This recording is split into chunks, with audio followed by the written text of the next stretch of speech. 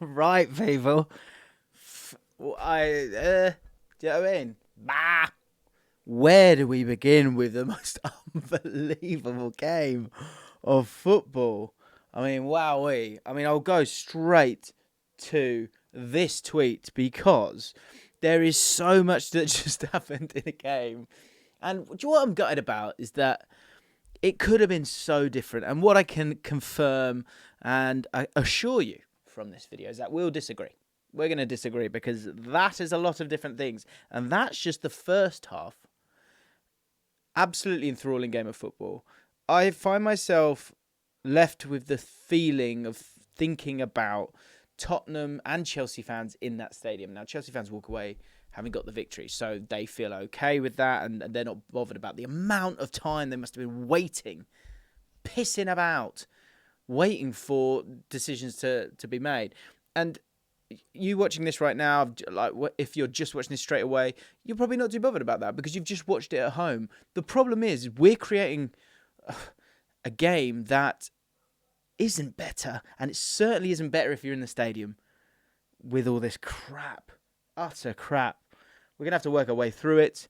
I think, look, the title talks about standing ovation for Tottenham, and I think there are elements where overall I think they should be really, really proud of what they've done. And we'll talk about how they played before they lost the two players, or when they lost one, when they lost the second one. And we'll obviously show you, and I do want to show you this as well, which is absolutely just class. Look at that. How the way they went about it was just absolutely just unique and fun and positive. And actually the positivity probably led to certainly the second red card for Tottenham in this one. But let's start off with how Tottenham started off, and they did really, really well to begin with because they played the way that they do play. You know, they play on the front foot. It's proactive. It's positive. That leads to a lack of fear, which leads to high confidence, especially when you're unbeaten, playing the way they are. It galvanizes the crowd, and that's all the stuff that we've really enjoyed about Tottenham so far this year. And it was going to be such a great game, but it was utterly ruined at times by the amount of decisions that were needed to be made. And we'll work our way through them because one in particular, you know, the whole ripple effect of this game doesn't need to be played out with 9 at the back or 9 players. I mean, look, it was entertaining. Of course it wasn't, but that was down to Tottenham still bizarrely having a go and having this crazy tactic that was so risky. And I'm going to show you Vicario's touch map as well, which is astonishing as well. So many things to talk about, but let's start off with the way that Tottenham played in that first goal. Kulusevski scores early on, and you know, it's that man again. And actually, when we look at this, key players for Tottenham this season, Heung-min Son, Maddison, certainly one. I think Basuma's definitely been one as well. Look, there's some co-stars in all of this, but certainly the back two as well. That entire spine, if you think about it, you know, to lose 3 of those players is a massive problem. But I thought Maddison for the goal was absolutely fantastic. And it was all the great things that you have seen from Tottenham. Because the way it played out, if I can get myself on the ball here, Vicario plays the ball to Van der Ven, who is here. And actually, what's fantastic is Maddison makes this move over to this space here. And he knows what's happening. And what occurs is that he gets himself on the ball. And Udogie drives. Johnson's a bit wider here. And what he does is he kind of takes the eyes away of Caicedo. Enzo Fernandez thinks that everything's okay because Maddison's nowhere to be seen. But that freedom that Maddison had allowed him to get on the ball there. And it allowed for what was an absolutely stunning pass to Sarr. It wasn't that way around, was it? Let's do it again. The stunning pass. Closer. To Sarr, and the goal then comes from that. And it was just great football from Tottenham, and we were in for a ding-dong affair. But if we go back to the tweet, then things happened. And oh boy, they happened. Let's work our way through them. First of all, there was a bit more great stuff from Tottenham in terms of the Son goal, which was ruled out for offside. I thought, you know, again, gorgeous football and so tight. And again, the thing what I keep hearing with it's been so much on VAR, and I put a video out today. and it didn't have VAR in it because I can't do it. It makes me feel nauseous. I hate talking about it. But how can you escape it when there are tweets like this? You've got 5 disallowed goals. And if we work our way through it, the Son goal is so tight.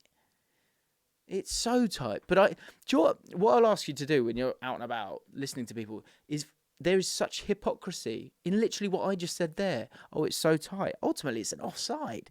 So if it is offside, it is offside. So it's got to be given. But I think we could have had a lot more fun in this game with more players on the pitch if that doesn't happen. The second thing that happens here, which we've got to talk about, of course, is Udogie's red card or not red card.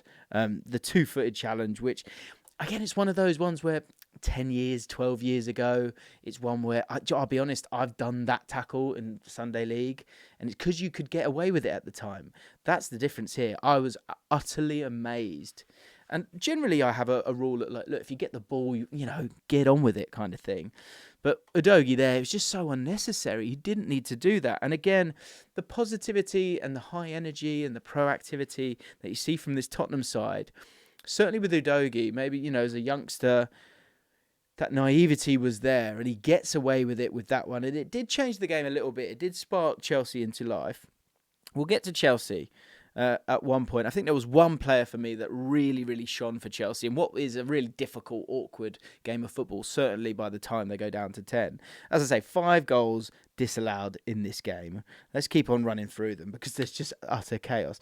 Romero avoids a red card. Now, for me, that applies to the get-up rule. Yeah, he has a little kick at him, but it's barely a kick. And Colwill, get up.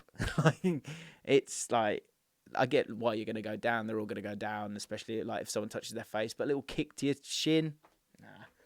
Not for me, Jeff. Not for me.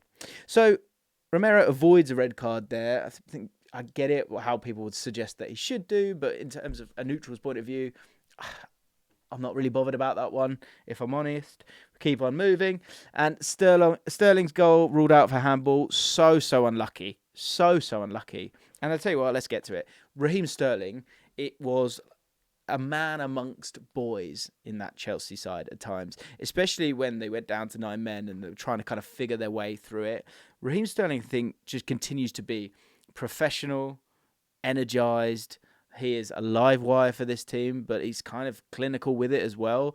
He's putting the chances on a plate for so many different players. And in that moment, super unlucky for that goal to be ruled out by a handball.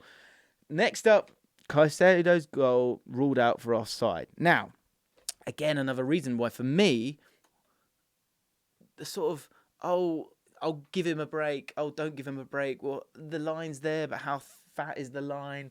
Like, all of this stuff. This is why I said what I said a second ago in terms of the hypocrisy of VAR and of what everyone is saying, because you can find a way that leans towards your bias. I look at screenshots a lot, making videos for you guys, and look, I think we can live with when it's got that element of analysis. But in a game of football, when it's as electric as that game was, VAR just kills it. And again, we'll get to the decision with Romero, but Caicedo's goal being ruled off, going through Nicholas Jackson's legs, I don't think that really hurts the angle for Vicario, personally. And as I said at the start of this video, you guys are going to disagree with me. That's fine. But my opinion of it is that I don't think that should be disallowed, the Caicedo goal. I think it's, it kind of goes through Jackson's legs. I get it. But Vicario, I don't think it really makes too much of a difference for him. But then obviously it then comes back because they're going through it all with VAR once again. And I tweeted, and people probably would have got the wrong impression actually after I tweeted, saying that Romero's reaction when he gets the red card, for me, spoke volumes. That doesn't mean that I would have given it as a red card. Now, the intent of what he does, I think what again gets lost in these moments is what's happening in that scenario. That is a panicked moment where Van der Ven's just taken someone out, or tried to take someone out, and he's missed, air shot. And then there's a moment to get rid of the ball after a bad touch, which is where most red cards take place, right? And Romero does get the ball. But I agree with what everyone is saying in the fact that, does he need to go through like that? The focus with him, deep down, is that he loves hurting the opposition. He does. It's just what he's about. And so the benefit of the doubt for me, if it had been me in the VAR, I probably wouldn't have sent him off. Or I guess you give it to the referee to review. But what you're really saying, if you're asking them to review, is that you've made a mistake here and someone needs to be sent off. And so with that in mind, my opinion of it would have been, it's a bit naughty, it's a bit cheeky, but we're still living in a contact sport where if you get the ball first, especially in a panicked penalty area, then I think if he kicks out and then it's like really, really clinical, I think it's right on the line. Do I think he's doing it on purpose? Absolutely. But have we seen millions of those over the years? And do we actually kind of enjoy a lot of them? Yes. The Udogie one is different. He's off the ground. It's both heels. That's just like naughty as hell. For me, I would have let Romero get away with it, but it should have been a goal anyway, which meant that he wouldn't have had to be sent off. It would have been 1-1, and we could have had ourselves an unbelievable game. Let's keep going. Palmer equalises from the spot. Nearly a great save from Vicario.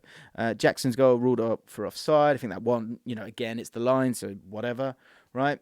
Van de Ven, and then, wow. And then it got really, really tricky for them.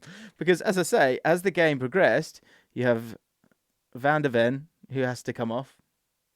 You have Romero, who gets sent off. And then in the exact same moment, Maddison, who's everything, and if you've got 10 men, that's the kind of player that you want on the pitch, he has to come off as well. And so Eric Dyer, of course, makes his way onto the pitch, and I thought he did really, really well. Højbjerg makes his way onto the pitch as well and ends up playing in centre-back, and Romero as well. And it's like I've got it ready for you. Here we go. This was the lineup after the Udogie sending off. So let's get to the Udogie sending off. And that, again, what are you doing? Come on, son. You don't need to do that. Obviously, again, it's one of those ones where it's in the moment, but it's Raheem Sterling. And maybe that's where he's done it. He's kind of had that moment of panic. But it leads to Tottenham then having 9 men. And it's just utterly incredible what we're left with. And the tactic, both with 10 men and with 11 men, was absolutely astonishing. And we saw ourselves with the highest line we've probably ever seen for a team with 9 men. And I think, look, the idea was that you've got someone like Vicario who's willing to come out and deal with it. And he did exactly that. He had 6 run-outs and he got the ball every single time. And I want to show you his touch map here because it's absolutely hilarious. Like, how often do you see a goalkeeper touching the ball outside their box that many times? But the idea for the strategy, of course, was, it was kind of obvious, right? It was, how small can we make this pitch because we've got so many players that aren't available right now. We've got 9 players on the pitch. And I thought, look, it was a 4-3-2 when they had 10 men, which was really, really brave. You saw Heung-min Son and you saw Kulusevski, pressing and pressing and pressing and pressing time and time again at them. And as I say, what they were able to do was to try and make the pitch as small as possible. And I also kind of maybe take some players out of it as well. Because if you think of this back line, the back line kind of had to stay back because you had Heung-min Son and you had Kulusevski pushing at them at different times. But the high line was absolutely fantastic. And as I say, one last time, let me show you this line. And we've got, how many have got? Literally, look, you've got Heung-min Son on his own. 1, 2, 3, 4, 5, 6, 7. It's just class. This is the chance that Kulusevski had. Cucurella had, where he went through. Vicario made save after save after save. And time and again, they looked to get at them. And it meant that they didn't have time to deal with things. They left a lot of space in behind. The XG for Chelsea was 4.04, which was incredibly, incredibly high. And they go off to a standing ovation, Tottenham. And look, Chelsea got the job done. Nicholas Jackson scores the hat-trick. And as I say, I think Raheem Sterling was crucial as part of that. It's probably one of the most awkward hat-tricks I think I've ever seen. And I guess Chelsea fans are probably throwing bias at me, but I think this game wasn't really about Chelsea because, it's essentially like you're playing San Marino and they decide to play a high press by the end of it because you just don't have the players to help you out. But to have the strategy that they had, I thought was absolutely fantastic. Look, the bottom line is that they got the victory here, and they needed the victory, Chelsea. They desperately, desperately, desperately needed it. I thought, as I say, Tottenham tried to keep the game within this area of the pitch, and for a bulk of it, they did really well. I mean, incredible stuff to see the likes of Højbjerg just tracking back, Dyer as well. And when they got chances, I think which highlighted the nerves maybe defensively as much as going forward was that, Dyer has an unbelievable chance of still running through those chances where he hits an unbelievable volley, but he's offside. There's Son, right near the end before the third goal goes in. He has a great chance to give them an opportunity. And it was a hell of a game with all the best bits, but certainly the worst bits of football as well. I think Tottenham come out with huge, huge credit. I think Chelsea come out with what they needed, which were the points. They get the points. Jackson, finds the back of the net a couple of times, and they can move on from this. There's not much more you can really take from Chelsea, and I think there are still so many question marks. But in what was a huge, huge game, I think Tottenham would rather not have the pride, but have the points. And so Chelsea have got it on this occasion. But an astounding game of football. One thing I thought was probably even more disgusting than the VAR, time wasting and all that difficulty, was the see from Jackson after he scored his goal, and the fact that Chelsea fans did it with them. Shame on you. Shame on every single one of you. I mean that. Just, it's grim, innit? Come on. So what? Here's a test for this. Hit the like button if you agree with me that if you're not Ronaldo, you shouldn't be doing a sue, whatever you want to call it. And if you are fans of that, you shouldn't be joining in. Okay? Come on. We as a football community, we need to be better. Smash that like button if you agree with me. Let me know what you think in the comments down below. I think final thing when it comes to Tottenham, and again, probably why this strategy was put in place, was the fact that they had so many legs on the pitch. Like, not literally. I mean, everyone just had two. But I thought Basuma was superb in this one. Heung-min Son didn't. That's not Heung-min Son. Heung-min Son did not stop running throughout the game. Kulusevski whilst he was on. Sarr whilst he was on. Again, the mindset of this team. I mean, Vicario put some. He's probably put in about 10k. And what a goalie he is, by the way. He is fully arrived now. Some incredible saves by him. Odd game.